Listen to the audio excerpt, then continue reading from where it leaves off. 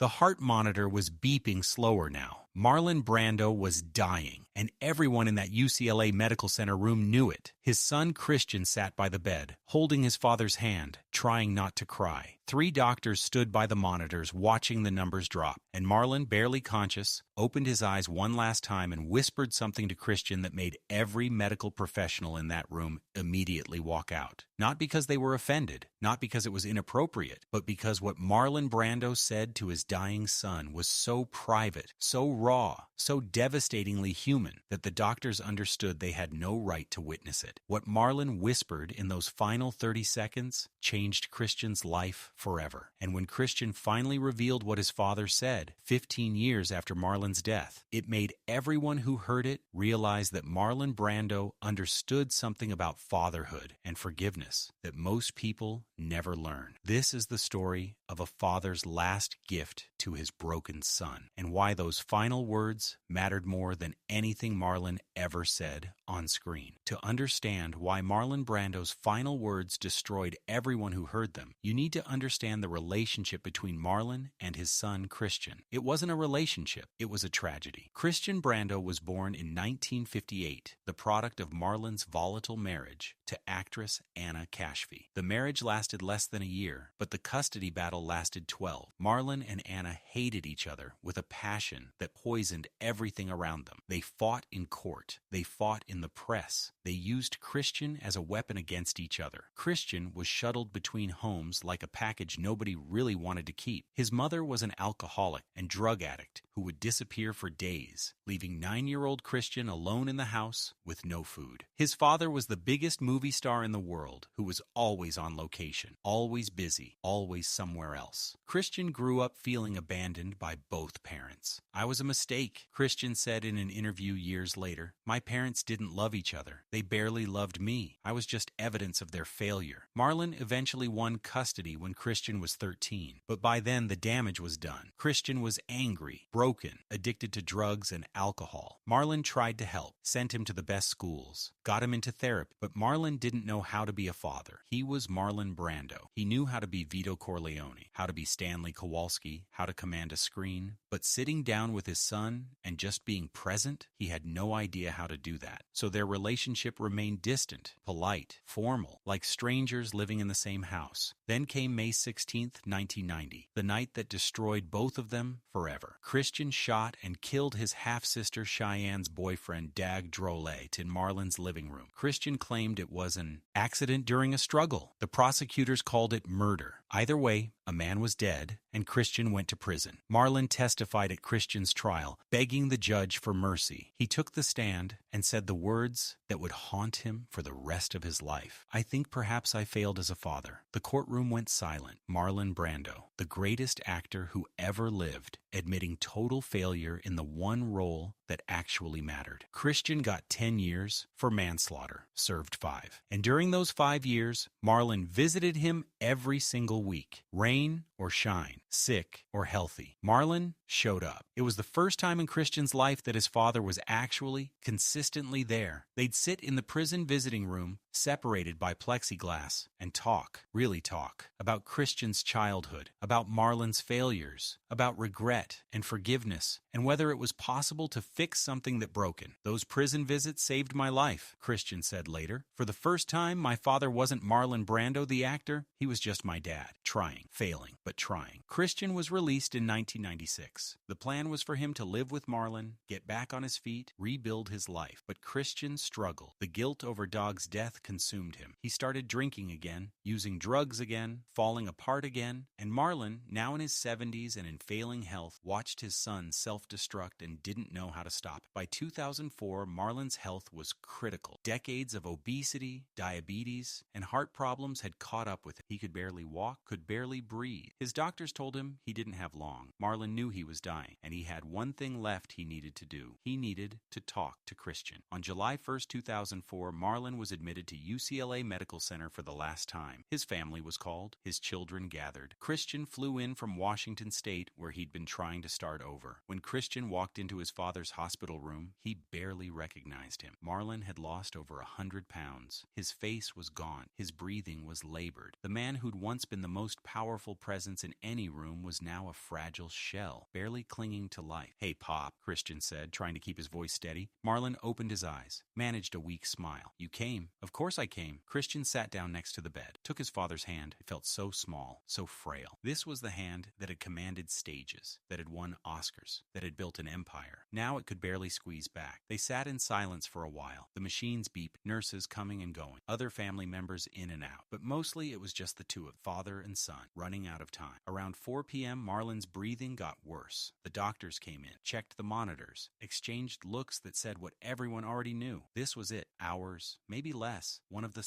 doctors, a young resident named Dr. Patricia Chen, later described what happened next. Mr. Brando was barely conscious. We'd given him morphine for the pain, and he was drifting in and out. His family was there, saying their goodbyes. It was peaceful, sad, but peaceful. Then around 6 p.m., Mr. Brando suddenly opened his eyes, fully alert, like he'd been saving his energy for this moment. He looked directly at Christian and said, "Everyone out." The family looked at each other, confused, concerned. He said it again. "Everyone out. I need to talk to my son, alone." Marlon's daughter, Miko, started to protest, but Christian nodded. "It's okay. Give us a minute." Everyone filed out. The doctors, the nurses, the family, until it was just Marlon and Christian in that room. Dr. Chen and 2 other doctors stood just outside the door, monitoring Marlon's vitals remotely. They could see the heart rate monitor, the oxygen levels, but they couldn't hear what was being said. What happened in the next 10 minutes, nobody knew except Christian. And Christian didn't talk about it for 15 years. But Dr. Chen remembered what happened after. Christian had been in there alone with his father for maybe 10 minutes. Then we saw Mr. Brando's heart rate spike, not in a dangerous way, just elevated, like he was agitated or emotional. We were about to go in and check on him when the door opened. Christian stepped out. His face was completely red. He'd been crying hard. He looked at us and said, "He wants to talk to you." The doctors went back in. Marlon was awake, tears streaming down his face. "Thank you," he said to them. "Thank you for stepping out. What I needed to say to my son, that was between us." Dr. Chen nodded. "Of course, Mr. Brando. I'm ready now," Marlon said quietly. "I've said what I needed to say. I can go now." 3 hours later, at 9:47 p.m. on July 1st, 2004, Marlon Brando died. Christian was holding his hand. At the funeral, Christian was inconsolable. He stood at Marlon's casket and wept openly, not caring who saw. Marlon's other children tried to comfort him, but Christian was unreachable. He'd lost his father. And whatever Marlon had said to him in that hospital room, it had broken something open in Christian that couldn't be closed. For 15 years, Christian refused to talk about it. Reporters asked, family members asked, friends asked. Christian always said the same thing. "That was between me and my dad. That's staying between me and my dad." But in 2019, Christian was diagnosed with terminal lung cancer. He knew he didn't have long, and he decided that maybe, finally, it was time to tell people what his father said. Christian gave one interview to a documentary filmmaker named Marcus Welby, who was making a film about the Brando family. Christian was thin, frail, hooked up to oxygen, but his eyes were clear. "Everyone wants to know what my father said to me before he died," Christian began, "and I'm going to tell you, because I think people need to hear it. I think other fathers and sons need to hear it." He took a shaky breath. "When we were alone in that room, my dad grabbed my hand, stronger than I thought he could, and he pulled me close, real close, so I could hear him." Christian's voice started breaking. He said, "Christian, I need you to listen to me. I'm dying. I don't have time to sugarcoat this, so I'm just going to say it." He said, "I failed you. As a father, I failed you. I wasn't there when you needed me. I chose my career over you. I let your mother hurt you. I let the world hurt you. And I'm sorry. God, I'm so sorry." Christian was crying now, tears running down his face. But then he said something else. He said, "But you need to know something, son. All those years, all those mistakes, all those times I wasn't there, it was never because I didn't love you. I loved you so much, it terrified me. I didn't know how to be a father because I never had one myself. I was making it up as I went along, and I got it all wrong. If you're feeling the weight of this story, do me a favor and hit that subscribe button. We're telling the stories that show these legends were human, flawed, and real. Stories like this deserve to be remembered. Now let me tell you what Marlon said next, because this is the part that made the doctors leave the room. I was making it up as I went along, and I got it all wrong, Christian continued, repeating his father's words. But here's what I learned too late. Being a good father isn't about being perfect. It's not about always knowing what to say or do. It's about showing up. And I didn't show up for you until it was almost too late. Then my dad pulled me even closer. So close I could feel his breath on my face. And he whispered, and this is what made me ask the doctors to leave. He whispered, Christian, I need you to forgive me, not for my sake, for yours. Because if you carry this anger and pain for the rest of your life, I'll have failed you twice. Once by not being there, and again by leaving you with a burden you don't deserve to carry. Christian's voice dropped to almost nothing. He said, I forgive you for what happened to Dog. That wasn't your fault. You were broken, and I'm the one who broke you. So if I can forgive you, you can forgive me. Deal? And I said, deal, Pop. I forgive you. And he smiled, actually smiled, and said, good, because I love you, son. I always have. I just didn't know how to show it, but I'm showing it now. I love you. You're my son, and I'm proud of you. Christian broke down completely at this point in the interview. Nobody ever told me they were proud of me. My whole life. My mom didn't. My dad didn't. Nobody. And here he was dying, and he used his last bit of energy to tell me he was proud of me. That's when I asked the doctors to leave, because what came next was just for me. He told me things about my childhood that I'd forgotten. Good memories. Times we'd been happy. He reminded me of a day when I was 7, and we went fishing, and I caught my first fish, and he picked me up and spun me around. He told me he'd thought about that day 1,000 times when he was away on movie sets. He said it was his favorite memory. Then he said, when I'm gone, don't remember the bad stuff. Don't remember the fights and the courts and the prison visits. Remember the fishing trip. Remember that I loved you. Remember that you mattered, because you did. You do. You always will. And then he closed his eyes and said, I'm tired now, son. I'm so tired. But I'm not scared anymore, because I got to say what I needed to say. I got to tell you I love you, and you're going to be okay. I know you are. Christian wiped his eyes. That was it. That was what my father said to me before he died. And the doctors left because they could hear through the door that we were both crying, really crying. And they knew that moment was sacred, that it wasn't for them to witness. My father gave me the greatest gift anyone ever gave me. He gave me forgiveness. He gave me permission to let go of the pain. And he gave me the knowledge that I was loved. Even when it didn't feel like it. Even when he was absent, I was loved. Christian died 4 months after that interview. The documentary filmmaker asked him if sharing his father's final words had brought him peace. Christian smiled. Yeah,